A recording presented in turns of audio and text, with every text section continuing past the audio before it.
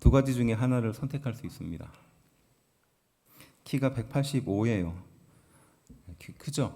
네. 그리고 고졸입니다. 근데 안타깝게 고졸이에요. 근데 재산을 한 50억쯤 갖고 있어요. 그리고 두 번째는 키는 165입니다. 갑자기 실망감이. 그런데 서울대 나왔습니다. 그리고 300억을 갖고 있습니다. 키가 185에 고졸인데 50억이에요. 그런데 키가 165에 서울대를 나왔는데 300억을 갖고 있습니다. 만일에 여러분들이라면 누구를 선택하시겠습니까? 굉장히 고민이 됩니까? 네. 이 질문을 다수의 청년들에게 물어봤대요. 그러니까 청년들이 이 질문을 듣고 고민을 했겠죠. 왜냐하면 자신의 미래 배우자가 될 수도 있으니까. 고졸에 50억이냐, 키는 좀 작지만 서울대에 300억이냐, 굉장히 치열한 거죠.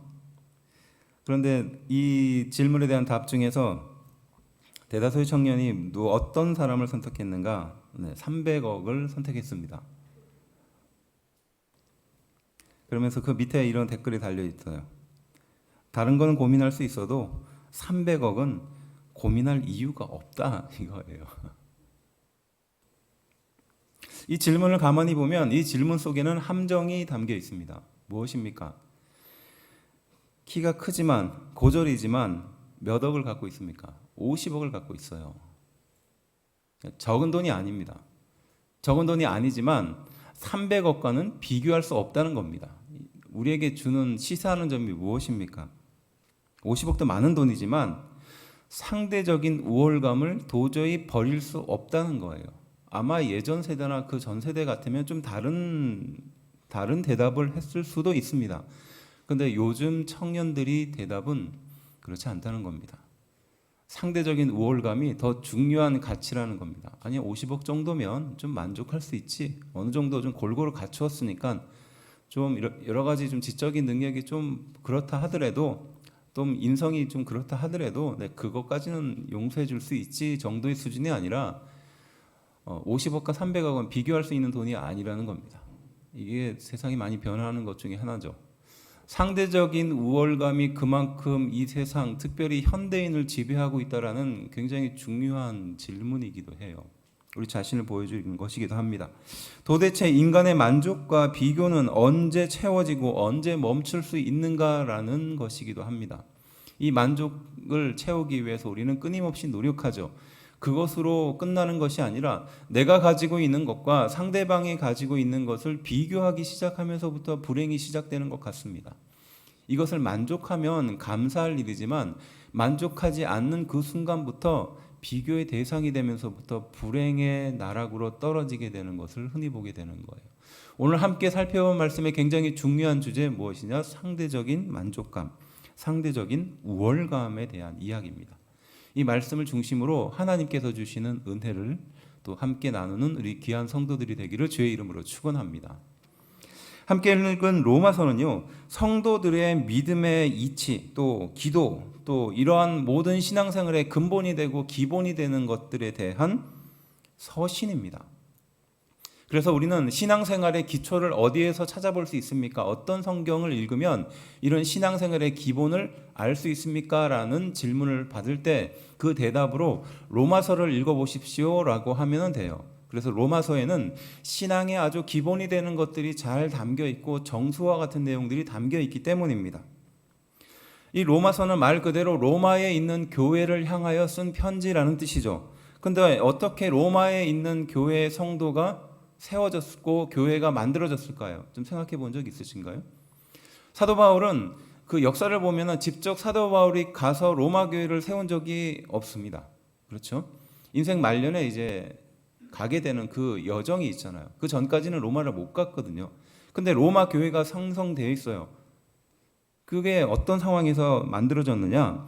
오순절에 성령 강림 사건이 일어났을 때요. 역사적으로 로마에 가깝게 살고 로마의 중심에 살고 있었던 그 유대인들이 로마의 그 법에 따라서 다 자기의 고향으로 돌아가게 돼요. 역사적으로 그렇습니다. 그래서 이 사람들을 이제 디아스포라 유대인이라고 말하는데요. 그러니까 로마에 살고 있어야 할 유대인들이 쫓겨서 예루살렘으로 도망 온 겁니다. 자기의 고향으로 다 가라 하거든요. 근데 그 사람들이 있다가 거기에서 예수님을 만나고 오순절 성령 강림 사건에 참여한 거예요. 그 사람들이 이제 그 이후에 자기가 원래 살던 로마로 돌아가서 거기에서 교회를 세운 겁니다. 이게 로마 교회의 시작이거든요. 바로 그 교회가 세워졌고 사도 바울의 입장에서는 얼마나 귀한 교회예요. 자신이 직접 세운 교회도 아니고 그렇게 은혜를 받고 하나님의 말씀으로 변화된 사람들이 그곳에 가서 교회를 세웠으니 얼마나 애틋하겠습니까? 그래서 사도 바울은 그곳에 가기 위해서 로마로 가기 위해서 굉장히 많은 노력을 하거든요. 그런데 결과는 어땠는가? 가지 못합니다. 가지 못해요. 그래서 그 마음에 이 절절함을 담아서 로마 교회의 식구가 신앙의 기초와 기본을 잘 쌓기를 바라는 마음에서 로마서를 쓰기 시작한 거예요. 그래서 앞서 말한 것처럼 성도들의 믿음의 이치와 기초, 아주 기본적인 것들이 잘 담겨져 있습니다. 그래서 혹자는 이것에 대해서, 이 상황에 대해서 어떻게 말하느냐? 차라리 사도 바울이 로마에 가지 않은 것이 훨씬 유익이었다. 왜냐하면 로마서와 같은 이런 주옥 같은 보석 같은 그런 말씀이 나타나지 않았을 수도 있었기 때문이다라고 표현하는 겁니다. 그러니까 그런 간절한 상황에 이 복음을 전하기 위해서 열심히 수고하고 노력했던 그 사도 바울의 마음에 로마 교회는 그런 교회였다는 것이에요. 바로 그 로마서의 1장 앞부분의 내용을 중심으로 우리가 상대적인 우월감에 사는 것이 얼마나 우리를 힘들게 하고 고통스럽게 하는지, 또 하나님께서 우리에게 주시는 그 은혜의 해법은 무엇인지 좀 살펴보려고 하는 것입니다. 그 첫 번째가 무엇이냐? 빚진 자의 신앙을 가집시다라는 주제예요. 빚진 자의 신앙입니다. 14절 말씀인데요. 우리 함께 한 목소리로 좀 읽어보겠습니다. 14절 시작. 헬라인이나 야만인이나 지혜 있는 자나 어리석은 자에게 다 내게 빚진 자라라고 말합니다. 헬라인이나 야만인이나 지혜 있는 자나 어리석은 자라고 말하고 있죠. 근데 이 헬라인과 야만인이라는 말은 어떤 뜻이냐면요. 헬라인은 말 그대로 헬라인이죠. 헬라 말을 사용할 수 있는 말을 헬라인이라고 합니다. 그러면 야만인은 누구를 말하는 걸까요? 네, 당시에는 헬라 말을 사용하지 않는 사람들을 야만인이라고 말했대요. 그러니까 그러니까 헬라어를 말할 수 있는 사람과 헬라어를 말할 수 없는 사람을 이렇게 나눈 겁니다. 또 뭡니까? 지혜로운 자, 또 어리석은 자. 뭐 굳이 사람을 이렇게 나눈다면 지혜로운 사람이 있어요. 또 그에 반해서 좀 어리석은 자가 있죠. 이 말은 무슨 뜻일까요? 모든 사람을 말하는 겁니다. 차별 없는 모든 사람에게 나는 빚진 자다라고 지금 말하고 있는 것이에요. 그런데 여기서 빚을 졌다라는 것은 우리가 어떤 돈을 꾸거나 갚지 못하는 상태, 물건을 가지고 왔으나 다시 돌려주지 못하는 상태를 빚이라고 생각하기 쉽잖아요. 근데 이 성경에서 말하고 있는 빚진 자라는 의미는, 또 사도 바울이 이 빚진 자다라는 표현 속에는 어떤 표현이 담겨 있느냐면요, 이겁니다. 스스로의 힘으로는 청산이 도저히 불가능한 부채를 안고 있는 상태를 말하는 겁니다. 그러니까 도저히 감당할 수 없는 돈이에요. 내 평생 일을 해서 갚아도 정말 갚을 수 없는 빚을 지고 있는 상태를 말할 때 이 사도 바울이 빚진 자라는 표현이 바로 그 표현이라는 겁니다. 그러니까 지금 도저히 갚을 가능성도 없어요. 내가 정말 죽을 때까지 뼈 빠지게 일해도 돈을 갚을 가능성이 없으니까 무엇을 선택하게 되는 거죠? 네, 죽음을 생각하게 되는 거예요. 지금 그런 상태의 빚진 자를 사도 바울은 표현하는 겁니다. 헬라인이나 헬라인이 아닌 자나 또 지혜로운 자나 지혜롭지 못한 자나 다 나는 그들에게 빚진 자다라는 거예요. 도저히 갚을 수 없는 그런 빚을 지고 있는 상태다라고 자신을 표현하고 있는 거예요. 왜 이렇게 표현했을까요? 왜 사도 바울은 자기 자신이 이러한 빚을 가지고 있는 상태라고 표현했을까요? 살펴보면요, 사도 바울은요 로마 시민권자였습니다. 로마 시민권자, 당시에 어떤 힘을 갖고 있었습니까? 세계의 중심지였어요. 그리고 모든 문화와 정치와 경제가 그 로마로 모여들었던 곳입니다. 그리고 지중해의 모든 패권을 쥐고 그 나라들을 식민지화 시켰던 곳이에요. 거기에 모든 것이 다 모였기 때문에 다른 나라, 다른 식민지에 살고 있었던 사람들이 로마 시민권자를 함부로 재판할 수가 없었습니다. 그래서 사도 바울도 결국은 예루살렘에서 정죄받지 못하고 재판받지 못하고 자신의 로마 시민권을 발동시켜서 로마로 압송되는 과정을 겪게 되는 거거든요. 그러니까 로마 시민권자는 당시로서는 굉장히 큰 권력이었습니다. 어디 가도 자신의 안위를 보장받을 수 있는 것이었거든요. 지금으로 막 굳이 비교하자면 미국 시민권 정도 되지 않을까요? 만일 미국 시민권자가 다른 어떤 나라에서 고통과 어려움을 당하면 아마 그 시민권자는 다른 나라들보다는 좀 든든한 그런 마음의 위안이 있을 거예요. 그렇겠죠. 강대국이니까요. 지금 로마 시민권자인 바울은 자신이 로마 시민권자임에도 불구하고 자신은 빚진 자다라고 표현하고 있어요. 또 이것만 그렇습니까? 자신은 유서 깊은 유대 가문 출신이며 또한 율법을 어렸을 때부터 철저히 배워온 사람이었습니다. 로마 시민권자일 뿐만이 아니라 유서 깊은 유대인 가문의 사람이고 또 율법 또한 철저하게 지켰던 하나님의 거룩한 백성들 중에서 선다면 앞쪽에 서는 사람이었다는 것이에요. 그런데 자신을 어떻게 표현합니까? 빚진 자라고 표현하고 있어요. 빚을 짓고 도저히 감당할 수 없는 빚을 지고 살아가는 사람이다라고 표현하고 있어요. 근데 가만히 살펴보면요, 예루살렘은요, 로마의 기준에서 보면 변방의 작은 식민지 도시일 뿐인 겁니다. 다른 더 큰 도시가 많아요. 도처에 넓혀 있습니다. 그런데 거기에서 나는 하나님의 백성이고 거룩한 유대인이고 율법을 지키는 사람이라고 자부하고 있는 이 유대인들, 그리고 또 이 사람은요, 어떻게 보면 굉장히 좀 초라한 겁니다. 사실 그래요. 종교적인 열심과 자신의 자부심이 대단할지 모릅니다. 로마 시민권을 갖고 있으며 또한 거룩한 유대인의 가문으로 태어났고 또 율법을 어렸을 때부터 지키며 당시 최고의 율법학자 밑에서 율법을 배워왔던 사람이기 때문에 누구 앞에서도 그렇게 꿀릴 만한 그런 것이 없었거든요. 앞서 말했던 것처럼 상대적인 우월감에 아마 정점에 서 있을 수도 있는 사람입니다.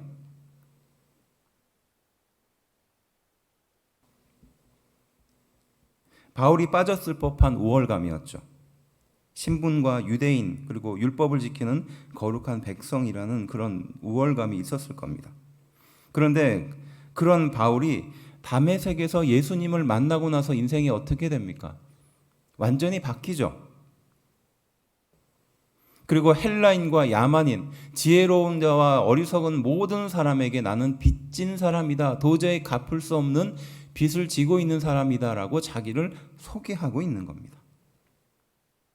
그렇게 보면요, 상대적인 우월감에 젖어 있는 인생과 또 그렇지 않은 인생을 비교할 수 있는 거예요. 그런데 우리는 어디에 머물기를 바랍니까? 이왕이면 상대적인 우월감에 있는 사람이 되기를 바라거든요. 빚진 자로서의 삶을 살고 싶지 않아 합니다. 누구나 그렇지 않겠습니까? 누구에게 돈을 꾸거나 물건을 이렇게 빌리는 것은 참 불편한 일이에요. 하물며 갚을 수 없는 그것을 내가 빚으로서 지고 있다면 얼마나 마음이 무겁겠어요. 그런데 복음으로 비유해 보면 그렇지 않다는 겁니다. 내가 비록 남들보다 상대적으로 우월한 어떤 것들을 가지고 있는 그런 사람이고 예전에는 그러한 사람이었지만 예수 그리스도를 만나고 나서 빚진 자로 완전히 바뀌게 되었다라고 표현합니다. 그리고 자신의 이러한 상태를 왜냐하면이라는 말을 3번 반복해서 사용해요. 지금 우리가 읽고 있는 성경에는 나타나지 않지만 이 원어 성경에는 16절과 17절에 자신이 이렇게 빚진 자로서 살아가는 이유 3가지가 있다라고 설명하는데 그 첫 번째가 무엇이냐? 내가 복음을 부끄러워하지 않기 때문이다라고 표현하고요. 그 다음에 복음을 믿는 자에게는 구원을 주는 하나님의 놀라운 능력이 있다라고 가르칩니다. 그리고 마지막은 복음에는 하나님의 의가 나타나서 믿음에 이르게 한다라고 해요. 말씀을 살펴보면요, 16절부터 17절이에요. 내가 복음을 부끄러워하지 아니하노니 이 복음은 모든 믿는 자에게 구원을 주시는 하나님의 능력이 됨이라. 먼저는 유대인에게요, 그리고 헬라인에게로다. 복음에는 하나님의 의가 나타나서 믿음으로 믿음에 이르게 하나니 기록된 바 오직 의인은 믿음으로 말미암아 살리라 함과 같으니라. 이렇게 말하고 있어요. 그러니까 이게 무슨 뜻입니까? 이 말을 정리해 보면 이거예요. 상대적인 우월감에 과거에는 그렇게 살았지만, 그래서 괜찮은 가문에 능력 있는 또 로마 시민권자로서 살았지만, 난 그것이 가장 중요한 것이고 중요한 가치라고 알고 살았지만, 예수님을 만나고 나서는 그게 아니더라는 겁니다. 그래서 비교해 보면 남들은 비교할 수 있어요. 아니, 로마 시민권과 그렇게 하나님을 믿는 성도를 어떻게 비교할 수가 있는가? 그런 거죠. 그런데 나는 복음을 부끄러워하지 않는다는 겁니다. 내가 받은 이 복음이 너무 감격스럽고 대단한 것이기 때문에 나는 그 상대적인 우월감에 빠졌던 과거를 후회한다는 뜻도 담겨 있는 거예요. 그래서 나는 복음을 부끄러워하지 않는다는 겁니다. 그리고 또 그 복음에는 믿는 자를 구원하게 하는 강력한 능력의 하나님의 역사가 있다는 것을 나는 안다라는 것이죠. 또한 하나님의 의가 나타난다라, 이 세 가지 표현을 통해서 내가 지금 얻고 있는, 내가 지금 믿고 있는 그 복음이 얼마나 대단한지를 지금 고백하고 있는 거예요. 과거에는 빚진 자가 아니었던 겁니다. 우월한 사람이었어요. 하지만 지금은 빚진 자가 되었습니다. 하지만 이 빚진 자의 삶은 과거의 삶과 전혀 다른 그런 은혜가 있다라는 고백을 하고 있는 줄로 믿습니다. 그렇게 보면요, 상대적인 우월감에 젖어 있는 현대인의 모습에 결국은 불행이 가득하다라는 것을 말하는 것이에요. 그리고 빚진 자의 마음을 가지고 살아갈 때 더 큰 은혜와 행복이 있다는 것인 줄로 믿습니다. 어떻게 보면요, 우리가 내가 가지고 있는 것보다는 상대방이 가지고 있는 것보다 더 많이 가졌을 때 행복함을 더 느끼는 경우가 있어요. 그러니까 절대적인 만족감이 아니죠. 상대적인 만족감입니다. 그리고 그 사람보다는 내가 조금 더 가졌다, 아니면 그 사람보다 내가 무엇인가 더 누리고 있다라는 그것으로 안심하는 경우가 있거든요. 또 반대로 본다면 내가 그 사람보다 못 가졌기 때문에 괴로운 거예요. 불행하다고 생각하는 겁니다. 행복하지 않은 거예요. 나에게 주어진 그 감사할 것을 감사한 것으로 보지 않는 겁니다. 건강이 있음에 감사하고, 내가 두 눈을 떠서 세상을 바라볼 수 있는 것이 감사하고, 귀가 열려서 무엇인가 말을 들을 수 있는 것이 감사하고, 건강이 있는 것이 감사하고, 아니 감사할 것밖에 없는데 이 상대적인 우월감과 또 이것에 빠지다 보면 그런 감사가 사라져 버리는 거예요. 그래서 사도 바울은 과거의 삶을 청산하고 내가 복음의 빚진 자가 되어서 그 어떤 사람이라도, 모든 사람에게라도 나는 빚진 자와 같은 마음으로 살아가고 있다라고 고백하고 있는 것입니다. 빚진 자가 될 때 진정한 행복이 시작된다라는 말씀인 줄로 믿습니다. 자꾸 내가 무엇인가 이 빚진 자의 마음을 잃어버리게 되는 그 순간부터 교만해짐을 볼 때가 있어요. 내가 누군가로부터 많은 빚을 지고 있다, 주변에 있는 많은 사람들로부터 기도와 많은 지원과 후원과 여러 가지 많은 것들을 받고 있다는 생각을 잊어버리는 그때부터 마음이 교만해지기 쉬운 거예요. 내 신앙과 나를 지금까지 유지해왔던 그것이 그냥 내 능력이고 내 성실함이고 어떤 내 루틴이고 내 패턴이라고 생각하는 그때부터 마음속에 교만함이 싹 트는 것 같습니다. 그런데 내가 나를 유지해왔던 이 신앙도 나를 위해서 기도해줬던 그분들 때문이고, 나를 위해서 보이지 않게 정말 이름도 빛도 없이 수고하고 헌신했던 그 사람들 때문에 내가 여기까지 왔다, 그 빚진 마음을 가질 때 은혜가 시작되더라고요. 아마 사도 바울이 그러지 않았을까요? 로마 시민권이라는, 또 율법을 어렸을 때부터 배워왔던 그 자신의 가문에 대한 자랑으로 상대적인 우월감을 감추진 않았을까요? 그런데 복음을 듣고 나서 내가 얼마나 빚진 자였는지, 그리고 내가 그 빚을 갚기 위해서 일평생 수고해야 되는지 알게 되는 그때부터 은혜가 시작되지 않았을까요? 그래서 사도 바울은 왜냐하면이라는 말을 3번씩이나 반복해서 사용하면서 나는 복음에 빚진 사람이다 라고 말하는 겁니다. 그리고 이 복음은 너무나 귀하고 귀한 것이다 라고 고백하고 있는 줄로 믿습니다.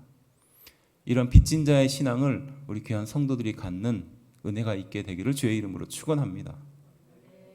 두 번째는 좋은 길보다 좁은 길로 갑시다. 좋은 길보다 좁은 길로 갑시다입니다. 10절 말씀입니다. 이렇게 말하죠.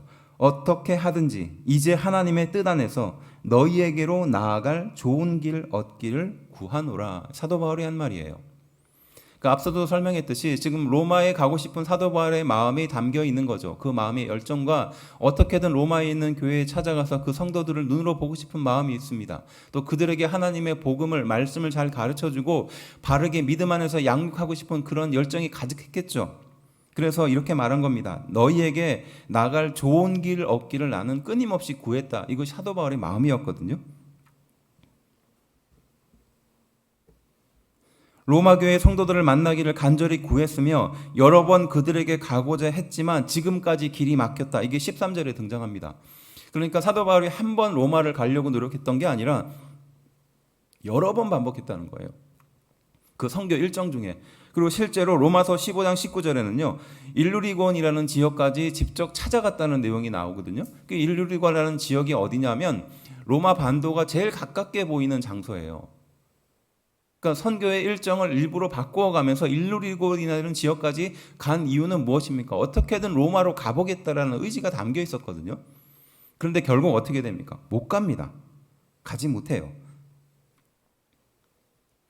우리가 봤다면 사도 바울 정도의 사람이라면 복음을 위해서 목숨을 걸고 수고하고 헌신하는 사람이잖아요. 그 사람이 로마 교회, 그 사랑하는 성도를 방문하고자 그렇게 노력했다면 하나님이라면 그 마음을, 그 열정을 알아서라도 길을 열어주시고 또 좋은 길을 예비해 주어야 하지 않을까 생각할 수 있는 대목입니다. 그들에게 여러 차례 말씀을 전하고자 구하고 좋은 길을 찾고 방법을 구했으나, 그리고 실제로 로마가 바로 보이는 가장 가까이 보는 그 지역까지 찾아갔으나 결국 건너가지 못하는 상황에 빠지는 겁니다. 바울에게는 바로 그게 좋은 길이었어요. 좋은 길을 끊임없이 구했습니다. 하지만 결과적으로는 어떻게 됐습니까? 하나님은 바울을 로마로 데리고 가는데 좁은 길로 인도하신 거예요. 우리가 잘 알듯이 사도 바울이 예루살렘에 가서 거기서 붙잡혀서 감옥에 갇힌 상태로 재판을 받는 과정 중에 로마로 가게 되는 겁니다. 바울은 좋은 길을 구했으나 결국 하나님께서는 바울이 원한 길이 아니라 바울이 생각하지 않았던 좁은 길로 인도해 줬다는 겁니다. 우리는 이 상황과 이 말씀을 통해서 얻어야 될 교훈이 있어요. 죄수의 몸이 되어서 죽음의 길로 로마에 가게 되는 바울의 그 모든 과정을 통해서 얻어야 될 교훈이 있다는 것입니다. 좋은 길이 나쁜 것이다, 이것을 말하는 것이 아니에요. 우리가 좋은 길을 인생을 살면서 구하는 것이 세속적이고 나쁜 것이다, 이걸 말하는 것이 아닙니다. 또 반대로 하나님이 인도하시는 길은 나쁜 길만 있는 것이다, 좁은 길만 있는 것이다, 이걸 말하는 것도 아니에요. 그래서 어떤 사람이 기도했다고 하죠. 기도 너무 세게 하지 말라고. 너무 세게 하면 선교사로 나갈 수 있으니까. 이게 아니라는 겁니다. 내 생각대로 내가 가고 싶은 길이 무슨 길이냐? 좋은 길이라는 겁니다. 사도 바울도 그랬어요. 자신의 머릿속에 있는 생각과 그 선교의 비전과 계획 속에 가고 싶어하는 그 길이 있었어요. 그게 좋은 길이라는 겁니다. 그런데 하나님은 어떻습니까? 하나님의 생각대로 하나님이 가고 싶은 길을 바로 좁은 길이라고 표현하거든요. 그렇게 보면 우리는 끊임없이 좋은 길을 가고 싶어 합니다. 내 생각대로, 내 계획대로, 내가 그리는 그 길대로 가고 싶어 하는 욕구가 있어요. 그런데 하나님은 우리는 좋은 길로 가는 것이 아니라 좁은 길로 가게 하신다는 겁니다. 하나님의 생각대로 인도하시는 거예요. 하나님께서 우리를 인도하고 싶은 그 길로 우리를 인도하는 줄로 믿습니다. 그게 좁은 길이에요. 우리가 좋은 길을 가려고 노력하고 좋은 길을 가기 위해서 많은 선택을 합니다. 하지만 좋은 길을 가지 못해서 얻는 많은 스트레스와 불행함이 있어요. 그보다는 하나님께서 인도하시는 좁은 길을 가겠다라는 마음이, 그러한 신앙이 우리에게 필요한 줄로 믿습니다. 그러면 거기에서부터 은혜가 시작되는 거예요. 불평이 사라지는 겁니다. 불만이 사라지고요. 괴로움이 사라지는 거예요. 남들과 비교하는 그 마음이 사라지는 거예요. 상대적인 우월감에서 벗어날 수 있는 거예요. 왜냐? 하나님이 나에게 인도한 그 길이기 때문이에요. 다른 사람들을 보면 나보다 행복한 것 같아요. 다른 사람들을 보면 나보다 잘 사는 것 같습니다. 다른 사람들을 보면 은혜 받고 열심히 잘 살고 축복도 잘 받고 인생에 어려움 없이 하나의 문제도 없이 결점도 없이 살아가는 것 같아요. 하지만 그렇지 않습니다. 조금만 가까이서 가보면요, 불행이 가득합니다. 보이지 않을 뿐이죠. 그런데 하나님께서 나에게 주시는 이 길을 감사함으로 생각하고 내가 가고 싶은 길이 아니라 하나님께서 나를 이끌어 주시는 길이라고, 좁은 길이라고 생각하면 거기에서부터 감사가 생겨나지 않겠습니까?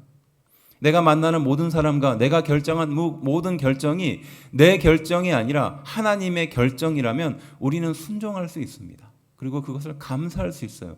그리고 은혜를 찾아낼 수 있어요. 사도 바울도 그러한 인생을 살지 않았겠습니까?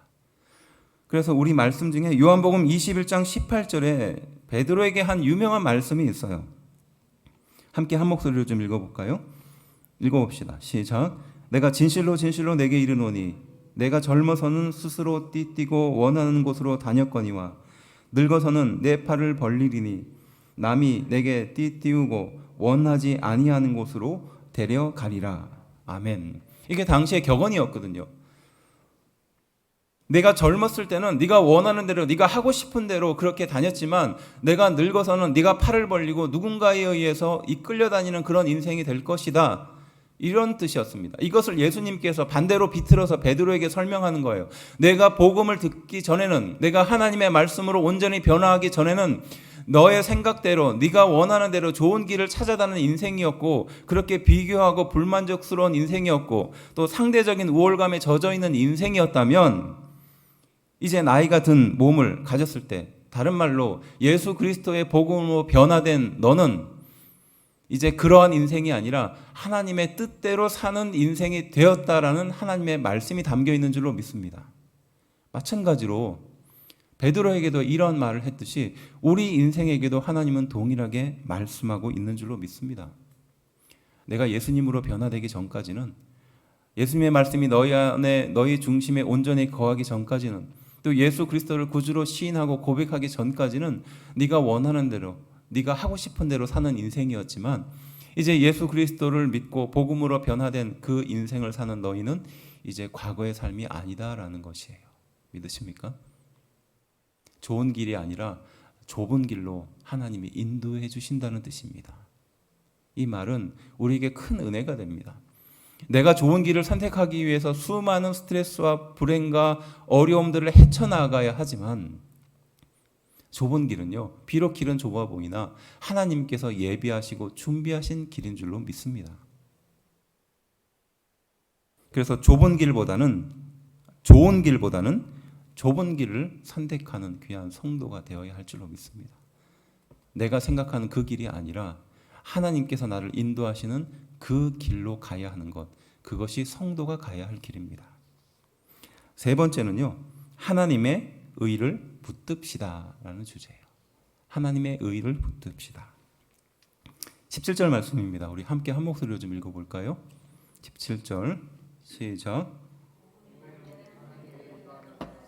믿음으로 믿음에 이르게 하나니 기록된 바 오직 의인은 믿음으로 말미암아 살리라 함과 같으니라.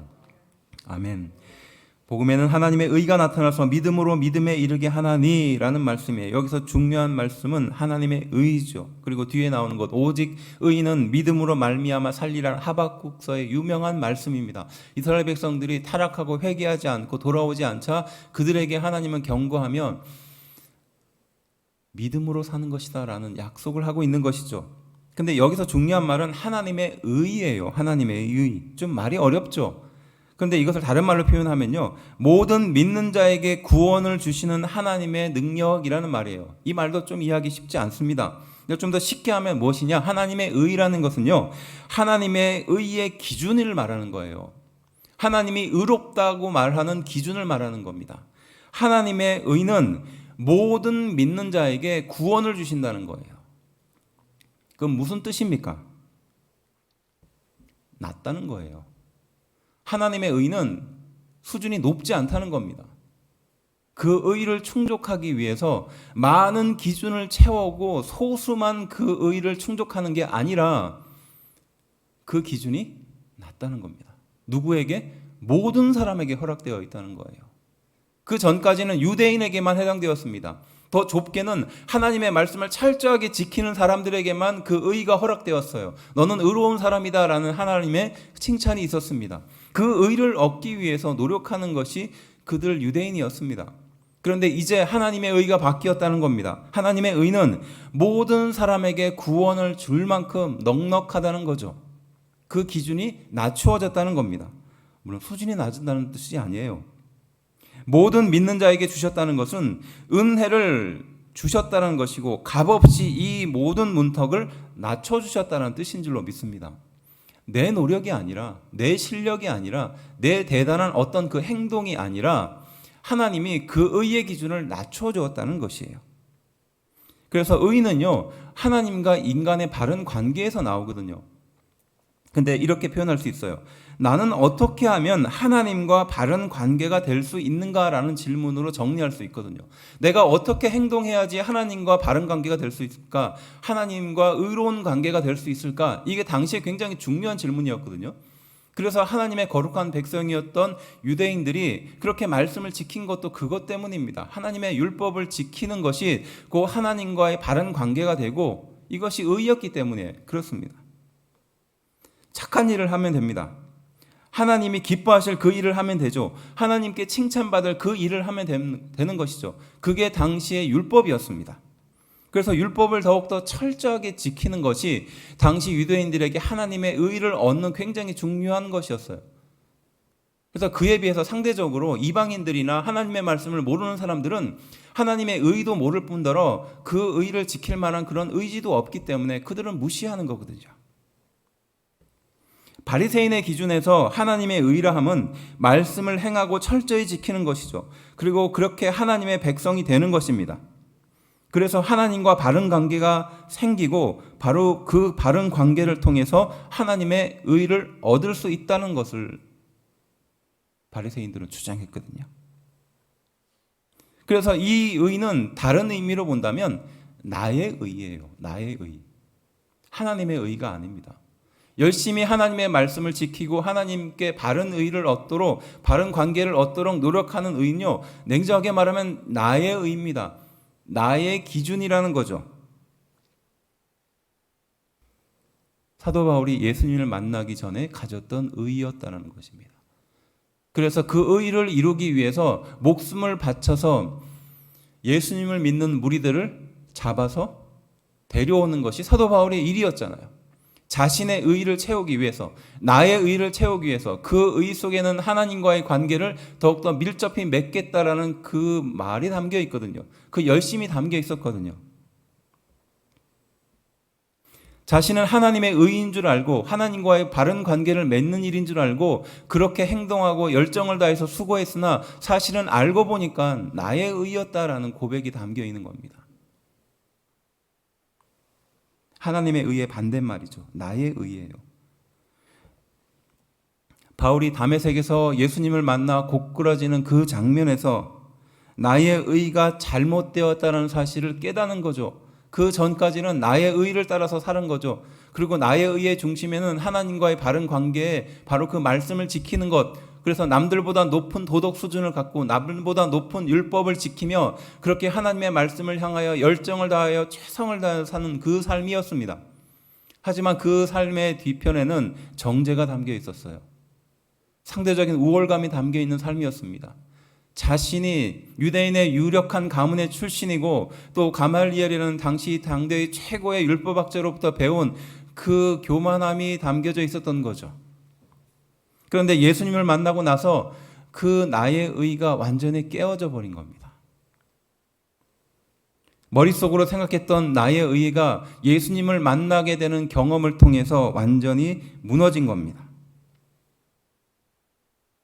예수 그리스도를 믿고 하나님과 의로운 관계가 새로 시작된 겁니다. 그래서 하나님의 의에 대해서는요, 조금 어려운 말로 칭의와 성화가 따른다라는 말을 해요. 이 칭의라는 말은요, 죄인을 의롭게 해 주었다라는 말이고요. 성화는 그 죄인을 거룩하게 이끌어 가신다라는 뜻이에요. 무슨 뜻입니까? 과거에 나의 의에 붙잡혀서 죄가 죄인지도 모르고 하나님의 뜻이 무엇인지도 모르고 하나님이 기뻐할 거라고 생각했지만 사실은 나의 만족을 채우고 나의 의를 따라 살아는 그런 죄를 가득 품고 있는 사람이었지만 예수 그리스도를 만남으로 인하여 죄인으로부터 벗어나게 되었다는 것입니다. 낮은 의를 가지고 모든 것을 용서해 주는 그 용서를 통해서 나의 죄를 용서해 주셨다는 것이죠. 그것이 칭의입니다. 그리고 그를 통해서 그 죄인을 예수님께서는 한 걸음 한 걸음 거룩하게 이끌어 주시는 것입니다. 그게 성화예요.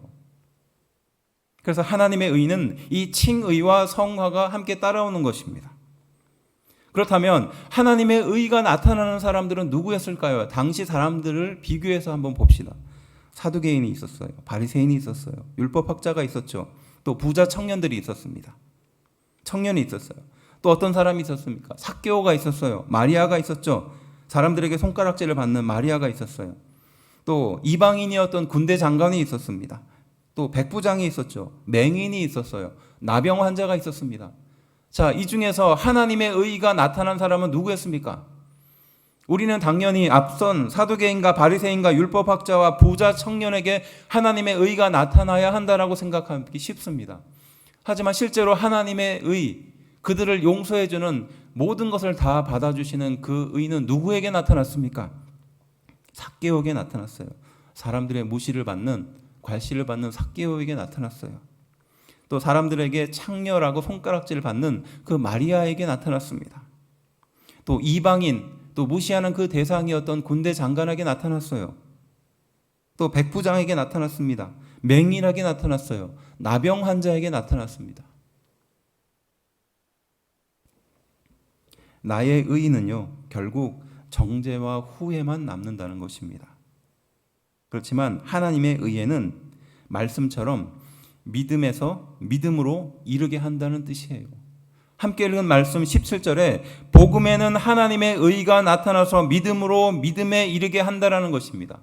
그러니까 하나님의 의는 세상의 모든 사람들을 다 용서하고 포용해 준다는 겁니다. 그래서 믿음에서 믿음으로 이끌어 준다는 거예요. 내 부족했던, 내 완전하지 못했던 그 믿음이 사라지는 것이 아니라, 정죄로 사라지는 것이 아니라 그 믿음이 더욱더 성숙해진다는 것이에요. 그래서 오직 의인은 믿음으로 말미암아 살리라라는 것은 그 뜻입니다. 이 세상 사람들이 상대적인 의에 빠져서 또 상대적인 우월감에 빠져서 그것이 하나님께서 기뻐하실 것이라고 착각하고 있는 그 모든 행동들 중에 나의 의가 심각하게 나를 주장하고 있다는 것이에요.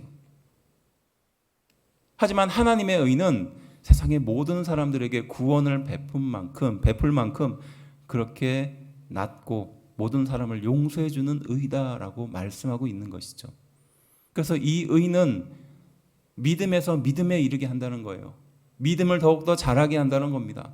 성숙하게 만든다는 것이에요. 거룩하게 만든다는 것입니다. 바꿔서 표현하면 나의 의에 물들어 있는 사람은 결코 그 의와 신앙들이 정죄와 후회와 상대방을 향한 것들만 남아있게 되는 겁니다. 그 속에서 상대방을 정죄하면서 무엇이 남겠습니까? 괴로움이 남는 거예요. 불평이 남는 거예요. 자기의 의만 드러나는 것이죠. 그렇지만 하나님의 의를 붙드는 사람은 자신은 죽고 자신은 비록 남들의 손가락질을 받을지언정 그 속에서 은혜가 나타나고 믿음이 나타난다는 것이에요. 믿으십니까? 나의 의에 붙들어 있는 신앙인들이 하나님의 의를 붙들어야 할 이유가 바로 여기 있다는 겁니다. 가만히 보면요, 세상 사람들보다 성도들이 더 많이 비뚤어져 있어요. 하나님의 의를 이루겠다는 그 일념을 그렇게 이루려고 하는지 모르겠지만요, 세상 사람들보다 더 마음이 강팍한 것 같습니다. 그런데 우리가 모든 것을 다 용서받았음에도 불구하고 왜 남들을 용서하지 못하는지, 왜 나의 의에 붙들려 있는지 모르겠어요.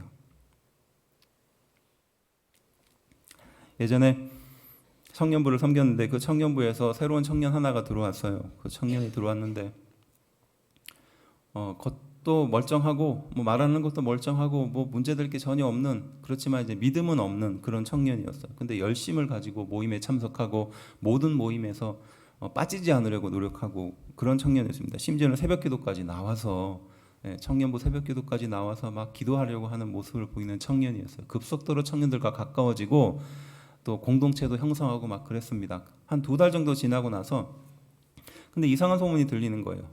청년 회장이 찾아와서 그 청년이 좀 이상하다는 거예요. 이상하다는 겁니다. 뭘로 표현할 수가 없지만 하여튼 좀 이상하다는 거예요. 근데 그게 그냥 한 번, 2번이 아니라 여러 사람을 통해서 계속 이야기가 들려오는 거예요. 그리고 또 언제부터는 뭐 작은 물건이 자꾸 없어진다는 거예요. 뭐 사소한 거지만 작은 물건이 자꾸 없어진다는 겁니다. 굳이 그 두 사건을 연결시키지는 않았지만 이상하다, 이상하다 그러고 넘어갔습니다. 근데 결정적으로 어떤 일이 터지면서 어떤 일이 생기면서 그 형제가 의심을 받게 되는 상황이 있었거든요. 그래서 그날 저녁에 저를 찾아와서 막 울면서 정말 자기는 분하다고 자신은 정말 이럴 줄은 몰랐다고 그리고 내가 어떻게 그런 행동을 할 수 있겠냐고 자신을 막 적극적으로 변호하면서 목사님은 저를 믿어줘야 되지 않겠냐고 나는 정말 순수하게 교회를 다니고 정말 기쁨이 넘치고 막 자신을 끊임없이 막 이렇게 변호하는 거예요. 그렇게 평가하지 않았는데도. 그래서 제가 그 얘기를 듣고 그래 걱정하지 말아라고 돌려보냈거든요. 그리고 일주일 뒤에 그 교회에 있는 모든 집기를 싹 가지고 나갔어요. 거기 교회 키보드, 뭐 카메라, 그다음에 뭐 사무실에 있는 뭐 어떤 것 이거를 일주일 뒤에 싹 가지고 나갔습니다. 밤에 몰래 와서.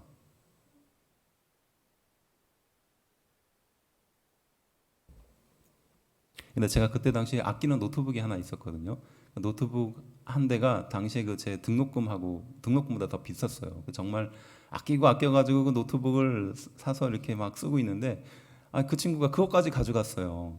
그 전에는 내가 교회 비품이 사라진 건 그냥 마음이 아픈 일이었는데 노트북을 잊어버리니까 그게 너무 아깝고 막 배신감이 들고 어떻게 그렇게 행동할 수 있는가 막 그런 생각이 막 들었습니다. 그 청년들도 얼마나 기가 막혔을까요? 지난 그 몇 달간의 그 행동들이 그 한 사건으로 인해서 완전히 바뀌게 되었잖아요. 그 전에 그 작은 행동들, 소위 말해서 의심이 가는 행동들이 있었잖아요. 그 이루 말할 수 없는 배신감에 빠지게 되겠죠. 근데 이 말씀을 묵상하는 중에 이 말씀을 이렇게 읽는데 떠오르는 거예요. 하나님도 그 청년을 용서하실까라는 마음이 들더라고요. 물건을 잃어버리는 그것, 그리고 또 그 형제로부터 얻은 배신감보다 그 형제의 영혼을 생각하니까 하나님이 그 형제마저도 사랑해 주실까, 용서해 주실까라는 마음이 들더라고요. 그 말은 무엇입니까? 하나님이 용서해 주신다는 거잖아요. 물론 나는 용서는 못하겠지만 하나님은 그 형제도 용서해 주시지 않을까라는 마음을 하나님께서 주시더라고요. 나의 의에 따라서 다른 사람을 판단했던 그런 인생이 아니라 하나님의 의를 따라서 다른 사람을 판단해 보니까 내가 참 잘못 살아왔구나라는 생각을 하게 하는 것이었습니다. 우리 가까운 상가에 같이 이제 머물고 있는 그 곳에 그 사장님이 얼마 전에 극단적인 선택을 하셨어요. 뭐 알고 계신 분도 있고 또 모르고 계시는 분도 있을 거라 생각하지만 참 안타까운 일입니다. 이제 극단적인 선택을 하셨습니다. 근데 그분이 그 전에 여러 가지 사업을 많이 펼치잖아요. 근데 사업 중에 돈도 좀 빌리고 뭐 여러 가지 융통도 많이 했었던 것 같습니다. 근데 그 중에 그 사업에 빚을 가지고 있는 사람이 있었어요. 그 사람을 제가 우연치 않게 만나게 될 계기가 있었거든요. 그 저는 이제 그분하고 저하고 또 이 돌아가신 그분이랑 이렇게 연결고리가 전혀 없었는데, 근데 그분이 이 돌아가신 사장님하고 그 채무 관계가 좀 있었던 것 같아요. 그래서 저희 교회가 옆에 있으니까 가까이 있으니까 거기 어떻게 됐느냐 이게 물어보면서 나중에 알게 됐는데, 이제 그분이 돈을 융통하기 위해서 주변에 굉장히 많은 좀 이렇게 거짓말을 많이 했더라고요. 거짓으로 많이 좀 이렇게 돈을 융통해 오고, 그렇게 해서 결과적으로는 그걸 감당하지 못해서 스스로 목숨을 끊는 그런 일이 되었어요. 그 일을 경험하고 나서 제 마음속에 어떤 것이 먼저 떠오르느냐. 어떻게 사람이 그렇게 속일 수 있지? 어떻게 그렇게 사람을 그렇게 할 수 있지? 돈을 갚지 않고 그렇게 많은 사람들에게 피해를 끼칠 수가 있지? 이게 먼저 떠올랐습니다. 근데 그분이 하는 얘기가 뭐냐면 그렇게 굳이 그 선택을 하지 않아도 됐었을 텐데 왜 그 선택을 했는지 모르겠다. 다른 선택을 하면 물론 빚은 다 못 갚겠지만 차차 갚을 수 있는 방법도 있고 또 살 길도 있을 텐데 왜 그 선택을 했는지 모르겠다. 물론 그분이 채 빚을 진 사람이잖아요. 근데 그분이 그 얘기를 먼저 하더라고요. 자기가 빚을 받아야 되는 돈이 있지만 그 빚보다 지금 그 사람의 생명이 더 중요한 거예요. 그 사람이 남들을 속이고 또 거짓을 말하고 그렇게 돈을 융통하고 다녔던 그것에 분개하고 있는 나 자신이라면 그것은 나에 의해 빠져 있는 겁니다. 하지만 그 사람이 생명이고 또 다른 길이 있다면, 그래서 그 생명을 살릴 수 있는 길이 있다면이라고 생각한다면 그것은 하나님에 의해 가깝겠죠. 저는 그 이야기를 들으면서 뒤통수를 얻어맞은 것 같았어요. 어떻게 보면 저는 나에 의해 너무 많이 붙들려 있었구나라는 거예요. 하지만 하나님은 그럼에도 불구하고 하나님의 의를 우리에게 말씀하고 계시는 줄로 믿습니다. 마지막까지 용서하시는 분은 결국 하나님이기 때문이에요. 우리가 아무리 타인을 향하여 정죄하고 또 자기 자신을 그렇게 정죄한다 할지라도 남는 것은 아무것도 없습니다. 하지만 나를 용서해 주시는 그 하나님의 은혜 앞에 나아가면 용서받지 못할 죄가 없다는 것을 우리는 믿음으로 고백합니다. 나뿐만이 아니라 타인 또한 그렇게 대할 수 있다는 것이죠. 한 사람이 했던 거짓말보다, 한 사람이 했던 그 불의한 행동보다 그 사람의 생명을 더 소중하게 여기는 것, 이것이 하나님이 기뻐하시는 의인 줄로 믿습니다. 마찬가지로 내가 아무리 하나님 앞에 큰 죄를 저지른다 할지라도 하나님은 나를 마지막까지 용서해 주신다는 은혜 앞에 나아가는 우리 귀한 성도들이 되기를 주의 이름으로 축원합니다. 정리하면요, 상대적인 우월감에 빠져 행복을 잘못 추구하고 있는 세상 사람들이 갖고 있는, 또 우리 성도들이 잘못 갖고 있는 그들에게 줄 수 있는 교훈이죠. 빚진 자의 신앙을 가져야 하죠. 자랑하는 것이 아니라 오히려 빚진 자로서 내가 감당할 수 없는 빚을 평생 갚는다라는 마음으로 살아야 합니다. 또 내가 가고 싶어하는 길이 아니라 하나님께서 인도해 주시는 좁은 길로 가야 하는 줄로 믿습니다. 그리고 하나님께서 열어주신 그 하나님의 의의 길을 선택해야 되는 줄로 믿습니다. 그 길은 좁아 보이나 사실은 가장 넓은 길입니다. 그 길은 높은 수준을 말하는 것이 아니라 오히려 세상의 모든 사람들을 다 품을 수 있는, 안아줄 수 있는 길인 줄로 믿습니다. 지금 우리는 어찌 보면 나에 의해 사로잡히며 상대적인 우월감에 사로잡혀 세상을 살아가고 있는 줄로 모릅니다. 그 속에서 간접 행복을 느끼며 살아가고 있는 줄도 모르겠습니다. 그럴 때 예수님께서 이 세상에 오셔서 친히 빚진 자로서 오셨고 또 친히 좁은 길을 걸어가셨으며 또 친히 하나님의 의, 그 넓은 길을 우리 인생에게 가르치시고 보여주신 줄로 믿습니다. 예수 그리스도의 복음을 믿기만 하면, 예수 그리스도의 이름으로 돌아오기만 하면, 하나님의 말씀을 지키며 과거의 삶을 회개하고 다시 한번 하나님의 성전 앞에, 십자가 앞에 엎드리기만 하면 하나님이 값없이 우리를 용서해 주신다는 말씀의 은혜를 다시 한번 새겨야 하는 줄로 믿습니다. 결국 이것이 우리를 살아있게 합니다.